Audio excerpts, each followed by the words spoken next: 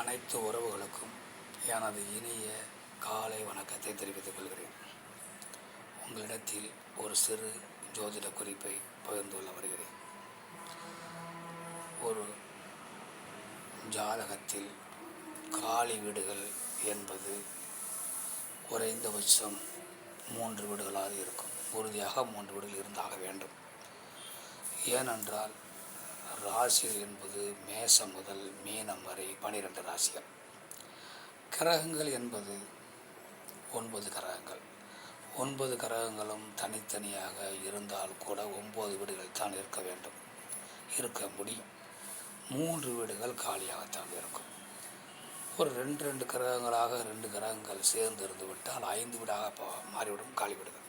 இப்போ இந்த காலி வீடுகள் அந்த ஜாதகருக்கு பலனை கொடுக்குமா, அதன் மூலம் நன்மைகள் கிடைக்குமா, அந்த வீட்டினுடைய காரக பாவகத்துவம் கிடைக்குமா என கேள்விகள் எழுவதுண்டு. அதற்குண்டான பதிலை நாம் இப்போது பார்ப்போம்.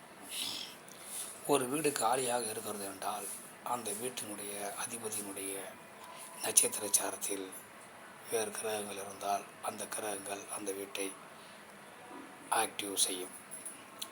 இல்லையா அந்த வீட்டை பார்க்கும் கிரகங்கள் என இருக்கும் அந்த கிரகங்கள் ஆக்டிவ் செய்யும். அதனால் ஒரு வீட்டை ஏதாவது ஒரு விதத்தில் ஒரு கிரகத்திற்கு தொடர்பு ஏற்பட்டால் அந்த கிரகம் அந்த வீட்டை இயக்கும். ஆதலால் ஒரு வீடு என்பது தனித்து இயங்காது.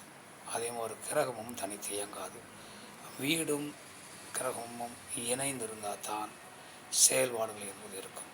அதாவது ஒரு மனிதனாக இருந்தாலும் சரி, எந்த ஒரு ஜீவன்களாக இருந்தாலும் சரி, உடலும் உயிரும் சேர்ந்து இருந்தால்தான் செயல்பாடுகள் இயக்கம் என்பது இருக்கும்.